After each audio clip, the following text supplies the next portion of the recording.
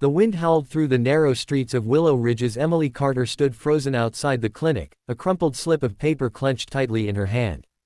2 pink lines. She didn't need the nurse's gentle voice to confirm what her racing heart already knew. Pregnant. She couldn't breathe. The world tilted slightly. Around her, life went on, mothers hustling toddlers into minivans, teenagers laughing by the bus stop, a dog barking across the street, but inside her, everything had come to a full stop. She glanced at her phone, half hoping, half dreading a message from Jake. Maybe he'd changed his mind. Maybe he felt something. But her screen was blank, except for the last message she'd read over a dozen times. Jake. Not my problem. Don't contact me again. Emily blinked back tears as she sank onto a bench outside the clinic. The autumn air bit at her skin, but she barely noticed. Her hand drifted to her flat stomach, her mind flooded with questions she wasn't ready to answer. How could she raise a child alone? What if she turned out just like her mother, absent, afraid, unprepared? Mind if I sit? A calm voice asked. She looked up. A man, probably in his early 30s, stood beside the bench with 2 cups of steaming coffee. His jacket was worn at the sleeves, and his face carried the soft lines of someone who'd known heartache but hadn't let it harden him. I guess, she said, quickly wiping her face. He sat at the far end, placing one of the cups near her. It's just coffee, he said with a small smile. You looked like you needed something warm. Emily hesitated, then wrapped her hands around the cup. Thanks. Rough day? He asked gently. She gave a dry laugh. Something like that. He didn't press. Just nodded and looked out at the falling leaves. They sat in silence for a while. But it wasn't awkward. It was the kind of silence that made breathing a little easier. Finally, she said, You don't even know me. He glanced at her. That doesn't mean I can't be kind. His words hit her deeper than he probably knew. In a world that had too often turned its back on her, this quiet stranger had offered something she hadn't felt in weeks, comfort without condition. And for the first time that day, Emily didn't feel completely alone. Emily Carter never planned on staying in Willow Ridge. What was meant to be a 1-year job placement as a child welfare caseworker had turned into 2, then 3. The town had a way of drawing you in slowly, with its faded storefronts, warm-hearted locals, and an air of quiet resilience. It wasn't flashy, but it was safe. And for Emily, safe was a luxury she hadn't known growing up. Raised in and out of foster homes after her mother disappeared when she was 10, Emily had spent most of her life bracing for abandonment. She didn't trust easily. Not people. Not promises. And definitely not love, which made it all the more confusing when she fell for Jake. He was charming at first, clever with words, good-looking in that clean-cut way. They met at a holiday party hosted by one of the other social workers. He was new in town, a traveling consultant for a healthcare company. He listened intently, laughed at her sarcasm, and told her she was different. Emily wanted to believe it. But love, she'd learned, had layers. And Jake's unraveled slowly, starting with sharp comments about her job being too emotional, followed by criticism of her clinginess when she asked for more time together. Then came the silences, the dismissive shrugs, the texts left unanswered. When she told him about the pregnancy 6 weeks ago, he stared at her like she was speaking a foreign language. Then, without a trace of hesitation, he backed away, physically and emotionally. Now, the idea of being a single mother terrified her. She spent her days supporting struggling families, advocating for children, helping women find shelter after escaping abusive relationships. She was supposed to be the strong one, the helper, the one with answers. But how could she help others when her own life felt like it was caving in? Ryan Bennett had built a life out of silence. After losing his younger brother in a construction accident 5 years ago, a job site mistake that haunted him nightly, he'd left New York City and bought a small fixer-upper just outside Willow Ridge. He traded blueprints and deadlines for wood grain and hand tools. His days were now filled with sanding, carving, and the slow, patient rhythm of restoring old furniture. He liked the quiet. It didn't judge him. It didn't bring up the past. He volunteered at the community kitchen on weekends, not to socialize, but because he liked feeling useful without needing to explain why. It was there that he first noticed Emily months ago, organizing donations with the same quiet intensity he carried. She always smiled at the older volunteers, always stayed late to clean up. But something about her eyes made him think she was carrying a weight she never talked about. That afternoon in the park, he hadn't expected to see her again. But when he did, sitting alone, trembling, and clutching something in her hand like it was the end of the world, he couldn't walk past. Ryan had been alone too once, utterly lost in his grief, until a stranger helped him up off the floor of a church lobby where he'd collapsed in exhaustion and guilt. That woman, a nun he never saw again, had handed him a sandwich and said, "This won't fix everything. But it's a start." Kindness had kept him alive. He hadn't forgotten. He didn't know Emily's story, but he recognized the look in her eyes, the look of someone desperately trying to hold it all together with fraying thread. So he sat, and offered her warmth. The days that followed weren't dramatic or cinematic. Just quiet ripples of connection. Emily would see Ryan at the corner cafe where she started working a few extra hours to save money. He'd nod and order the same coffee each time. Then one day, he brought her a small wooden figurine of a bird. "It reminded me of you," he said, a little embarrassed. Strong. Still flying. She smiled for the first time in days. They talked more after that. In small bursts. About their favorite books. Her foster siblings. His workshop. Nothing too deep, but just enough to feel seen. Then, one Thursday, when her car battery died in the grocery store parking lot and she sat crying in the driver's seat, unsure of who to call, Ryan showed up. As if the universe had whispered her pain into the wind. He didn't lecture. Didn't question. Just drove her home and said, "I've got a spare charger. I'll fix it tomorrow." Emily opened the door to her apartment and paused. "You always do that. What? Help strangers?" He looked down, his voice low. "Not always. But sometimes people show up in your life for a reason." And just like that, something inside her softened. Emily hadn't planned to tell him that night. They were sitting in Ryan's workshop, the smell of cedarwood and old varnish filling the air. Rain tapped softly on the roof while Ryan smoothed the edge of a cabinet he'd been restoring.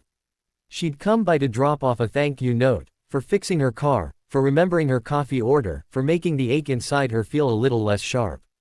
But the words on the card suddenly felt small compared to everything swelling inside her. He looked up from his work, noticing her silence. "You okay?" Emily hesitated, then blurted, "I'm pregnant." The words hung heavy in the air, sharper than the tools on the wall. Behind him, Ryan froze, the sandpaper in his hand stilling. For a heartbeat, she couldn't read his expression. Shock, pity, disappointment. She rushed to fill the silence. "It's not, I mean, the father isn't in the picture. He left when I told him. I wasn't planning this, obviously. And I don't expect anything. She sighed. "I've been holding it in for weeks. And somehow, you're the only person I wanted to tell." Ryan placed the sandpaper down and sat across from her, his voice low and steady. "Thank you for trusting me." She blinked, surprised. "That's it." He gave a small smile. "Emily, this doesn't change anything. You're still, you. Kind, brave, stubborn in a good way." Her throat tightened. "I'm terrified. I don't know how to do this. I don't even know if I want to stay in Willow Ridge. But I can't go back to New York. I have no family. No one. And I don't want this baby to grow up feeling like they weren't wanted." Ryan leaned forward, his gaze steady. "Then they won't. Not with you." Tears spilled over before she could stop them. She covered her face, ashamed of her vulnerability, but Ryan gently placed a hand on hers. "I know what it's like to carry something heavy," he said. "Grief, guilt, loneliness. For a long time, I didn't think I could live with it. Then someone I didn't even know gave me a moment of kindness when I needed it most. It didn't fix everything, but it gave me the strength to take the next step." Emily looked up at him, her eyes searching his. He continued, "So if you need someone, just someone to stand beside you, I'm here. Not because I pity you, but because I believe in you. And no one should face this kind of thing alone." The next morning, Emily opened her front door to find a small envelope taped to it. Inside was a folded piece of paper with careful handwriting. "Room for two." Attached was a sketch of the wooden cradle Ryan had started building. Below it, a simple message. "You don't have to decide everything today. But I thought maybe this could be your next small step." She stared at the note, then at the simple pencil drawing. The cradle was shaped like a bird's nest, safe, rounded, held together by careful joints and love. Just like the bird he'd carved her weeks ago. Emily pressed the note to her heart and stood in the doorway, the morning light warming her face. It wasn't just a cradle. It was a promise. In the weeks that followed, Ryan came by more often. Sometimes he brought her soup. Other times, he just sat with her while she folded baby clothes she'd picked up from the secondhand store. He never pushed, never pried. Just offered small acts of care that slowly rebuilt the pieces of her trust in the world. At the prenatal clinic, when she saw other couples holding hands and exchanging nervous smiles, she didn't feel that pang of absence anymore. Ryan wasn't her partner, not yet, anyway, but he was there. He drove her to appointments. He painted the baby's room a soft gray blue. He taught her how to use a power drill for the crib and let her cry when the weight of it all became too much. And one day, as they stood side by side in the nursery, she turned to him and said softly, "You've changed everything, Ryan." He shook his head. "No, you did that. I just showed up." She smiled through tears. "Sometimes, that's the kindest thing anyone can do." Spring came slowly to Willow Ridge, brushing the hills with soft greens and coaxing lilacs to bloom along fence lines. It had been nearly 3 months since Emily told Ryan she was pregnant, and every week since, she found herself changing in quiet, powerful ways. At first, it was small. She started eating better, sleeping more. Not just for the baby, but for herself. Then it grew. She asked for reduced hours at the agency, no longer afraid to prioritize her well-being. She even began a journal, one she would someday give her child. She called it, Letters for Later, each entry signed with hope instead of fear. One afternoon in May, while sorting through the community pantry donations, she noticed a young girl hovering near the shelves. Thin, maybe 16, with bruised eyes and a hollow look. Emily recognized the signs. She had once worn the same haunted expression. "Hey," she said gently. "You looking for something?" The girl flinched but nodded. "Just food. For me and my little brother." Emily didn't ask questions. She led her inside, handed her a sandwich, and sat quietly beside her. "I was in your place once," she offered softly. "And someone showed me kindness when I thought I didn't deserve it." The girl stared at her, uncertain. "Sometimes, you don't need someone to fix everything," Emily continued.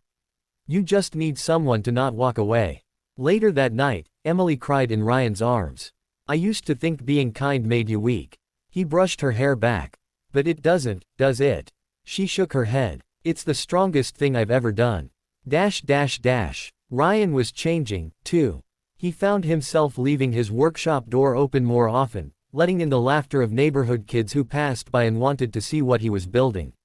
He began to accept custom orders again. Furniture for growing families, bookshelves for teachers, toy boxes with hand-carved names. For the first time since his brother's death, he didn't wake up with guilt pressing on his chest. Being with Emily had taught him that healing wasn't forgetting, it was learning to carry love forward. One Saturday evening, while assembling the final piece of the baby's cradle, Ryan looked at his reflection in the glass of the nursery window. He hardly recognized the man staring back, lighter somehow, steadier. "I don't know if I'll ever be enough," he told Emily later that night, his voice hesitant. "For you. For the baby." She reached for his hand and pressed it against her growing belly. "You already are. Not because you have all the answers, but because you stayed." He looked down, and for the first time in years, he let his tears fall without shame. The ripple of kindness they had created began to echo through the town. Mrs. Donnelly, the elderly widow who lived down the road, started baking pies again, for the new mother, she said. The barista at the cafe gave Emily free decaf lattes and asked to be called Aunt Jess. The landlord, who had once been cold and distant, offered to lower her rent until the baby came. Even Jake, the father of the child, sent a letter. It arrived without warning, no return address, just a folded sheet of lined paper and a check for a modest amount. "I'm sorry. I wasn't ready to be a father. I still may not be. But you were right to tell me. I hope this helps, even a little. I'm trying to be better." Emily read the letter once, then tucked it into her journal. She didn't need his presence to raise her child. She had everything she needed in the people who chose to stay. One night, as fireflies blinked lazily across the backyard and the air smelled like rain and honeysuckle, Ryan took Emily's hand and led her to the porch swing he'd just built. He gently lowered her onto the soft cushions, then knelt beside her. "No ring, no big speech," he said with a nervous smile. "Just one question." She blinked. "Can I keep being your one person? For the baby? For you? For whatever comes next?" Emily didn't need to think. Her heart had known the answer long before he asked. She nodded, tears slipping down her cheeks. Yes. 1,000 times yes. They sat together under the stars, the baby kicking softly between them, as if offering its own small answer to the night. The night she went into labor, a thunderstorm rolled through Willow Ridge. Rain lashed against the windows, and the power flickered twice before going out entirely. Emily clutched Ryan's hand in the dim candlelight, pain tightening through her body like a vice. But even as her body trembled, she felt strangely calm, because he was there. "I'm scared," she whispered through gritted teeth. "I know," Ryan said, brushing damp hair from her forehead. "But you're not alone." At 3:42 a.m., after what felt like a lifetime of agony and fire, a cry split the room, a sharp, gasping wail that immediately brought tears to Emily's eyes. She collapsed back against the pillows, exhausted, as the nurse handed her a warm, squirming bundle wrapped in a soft white blanket. A girl. Tiny, red-faced, but perfect. Emily stared down at her, and something inside her cracked wide open. All the fear, the anger, the grief, it melted beneath the weight of something far more powerful. Love. Not the kind she'd read about or hoped for. This was different. Fierce. Boundless. Absolute. Ryan stood beside her, speechless. His eyes, full of awe, locked onto the baby's. "You want to hold her?" Emily asked, her voice thick. He nodded silently. She gently placed the infant in his arms, watching as he cradled her like something sacred. His hands trembled, and so did his voice. "Hey there, little one," he whispered. "You're so loved. You have no idea." A week later, the sun returned to Willow Ridge in full bloom. Emily sat on the front porch with the baby in her arms. Her name was Lily Grace, chosen for its simplicity, and for what both flowers and love do best, bloom where they're planted. Across the yard, Ryan was painting a wooden sign to hang above the nursery door. Emily watched him, smiling. He'd stayed up every night since the birth, taking turns with feedings, learning how to swaddle with YouTube videos and sheer determination. More than once, she'd woken up to find him asleep in the rocking chair, Lily resting peacefully against his chest. She hadn't planned this life. She hadn't planned to stay in a quiet town or fall for the man who fixed old furniture and carried his grief like a silent badge. But life, she realized, didn't always ask for permission. Sometimes, it just gave you people who showed up. People who offered a hand, and stayed to hold your heart. That evening, as twilight settled over the hills and fireflies returned like tiny stars, Emily opened her journal again. She added a new letter. Greater than, "Dear Lily. You came into my life like a question I didn't know how to answer. But you've given me the courage to rewrite everything. You were never the mistake I feared. You were the miracle I didn't expect." She closed the book, then looked over at Ryan, who had fallen asleep on the porch swing with Lily curled against his chest. Emily smiled. There were still hard days ahead. Sleepless nights. Old wounds that hadn't fully healed. But they were no longer lost. They were home. Together. And kindness, the quiet, unwavering kind, had been the compass that led them there.